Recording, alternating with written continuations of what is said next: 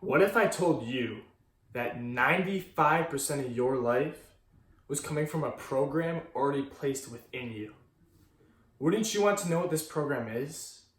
More importantly, wouldn't you want to know how to rewire this program to make the most out of your life? This program I speak of is the subconscious mind. The subconscious mind is an astronomically powerful thing. Yet today's population is immensely uninformed on what the subconscious mind actually is and what it actually does. This is a huge problem because failure to learn how to reprogram your subconscious mind could lead to a depressed, unmotivated, and unhappy lifestyle.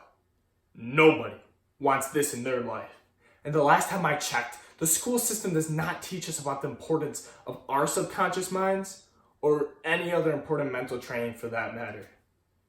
School is defined as an institution for educating children, and education is defined as an enlightening experience. So instead of enlightening our students to calculus, which only 5% of careers require, how about we enlighten them to something they use every day for 95% of their day? Now, I am not saying ditch high-level math. I understand the importance that it has in our society. It allows important technologies to function and be made. I am saying we should not teach this if, and only if, we are going to ignore something as crucial to all of our lives as an education of our own minds. The divorce rate in the US is 40 to 50%. 1 in 5 people on average have a mental illness. 47,173. You know what that number represents? The number of people who felt so alone and helpless that they took their own life in 2017. Now, I think we can all agree that these statistics represent the problem in our society. However, we disagree on what the solution to this problem is. I strongly believe that investing more in our students' minds would create a reduction in these statistics. And when I say invest in their minds, I do not mean through textbooks about math or history. I mean teach these kids how to use their minds to create the best possible life for themselves. This subject I would like to identify as mental training. And just to specify, mental training is not about changing you to something you aren't. It's not about taking an introvert and changing them into an extrovert. It's about teaching you how to create the best possible life for yourself, no matter where you are in life right now. I clearly cannot go over years worth of curriculum for mental training during this video. However, I can give you some of the main guidelines and principles that would be included in mental training. Education about our conscious and subconscious minds would be included. This would not only help students understand why they act and function the way they often do, but it also help many students who had disadvantaged childhoods. You see, the subconscious mind is primarily formed in children from the ages 0 to 7. Now, if a child is raised by poor, unhappy parents, then they will more often than not have the subconscious mind of a poor, unhappy person, therefore giving them the habits of a poor, unhappy person. And they will not even know it because it is subconscious, below consciousness. And instead of ignoring this, as the school system does now, we will address it. The subconscious mind may be primarily formed from the ages 0 to 7, but with proper training, it can still be reprogrammed afterwards. A great place to start that's also quite simple is training through repetition. If your subconscious mind hears something enough, it will begin to believe it's true. So if you want to become a genuinely happier person, simply by looking at yourself in the mirror and saying, I'm happy, and practicing gratitude, you will genuinely start to become a happier, more grateful person.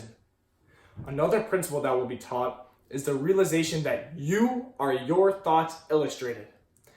Every action you perform is backed by a thought.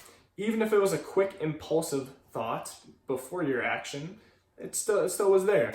So this is a big deal because if 70 to 80% of your thoughts are negative, what kind of person do you think you're going to be?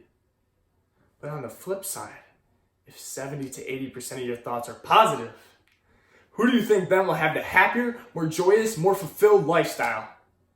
I think the answer to that question is quite clear.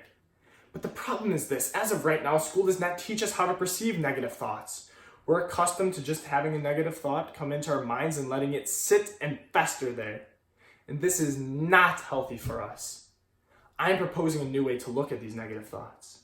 Perceive what is negative about it and then replace it with 2 to 3 positive things, because you now realize that if you want to live your best life, you need more positive than negative influence in the control center of your being. But in order to accomplish this curriculum, we will need to address some things. You see, right now, school teaches in a one-size-fits-all system. And I'm not exactly sure how we've gotten this far in that same system, to be quite honest. If a doctor prescribed the same medication for every one of their patients, so many people would be mistreated and ill. So why is school so much different? Everyone has a unique mind. Therefore, everyone needs a unique prescription, a unique education.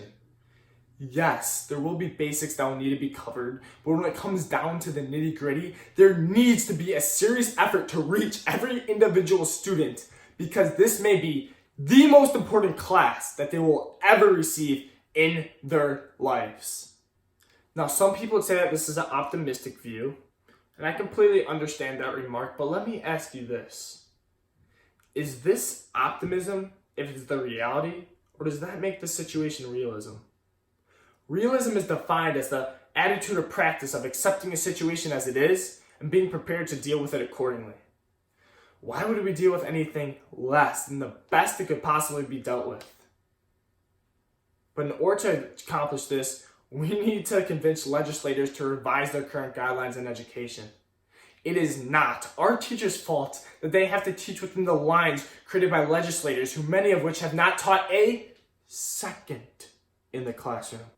Training for these new teachers needs to be amazing, because if we can help these kids understand the importance of their own minds and that they do control their lives, you will have fixed many of America's problems before they've even started.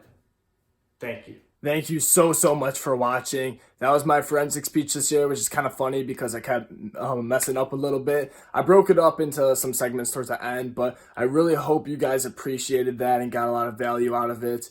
It's something that I really think would help in having it in school for our students, or even really for anybody for that matter. Like, ever since I've been working on my subconscious mind and myself, I have seen drastic increases in my own personal life in just what I've been accomplishing, and it's so satisfying, and I want everybody to feel that same way and to be excited every morning when they wake up. That would make me so happy. So if you guys could please share this, or just research the subconscious mind more for yourself, please, I'm telling you, do yourself a favor and find out. It would make me very happy. Have an amazing day, guys.